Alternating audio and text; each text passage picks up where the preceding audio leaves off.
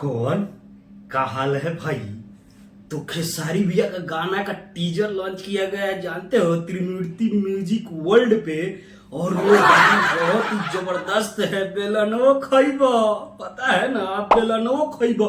ये गाना बहुत ही लाजवाब है क्योंकि इसमें नजर आने वाली है वनु द ग्रेट। और खेसारी भैया के साथ साथ में इस गाना को गाई है शिल्पी राज। और इस गाना को लिखे हुए आर्यन महताब जी और म्यूजिक दिए है कान्हा सिंह और आकाश मिश्रा जी। तो दोस्तों, आपको ये गाना बहुत ही अच्छा लगने वाला है क्योंकि इसमें बहुत ही झगड़ा वाला बात करा गया है। मर्द ने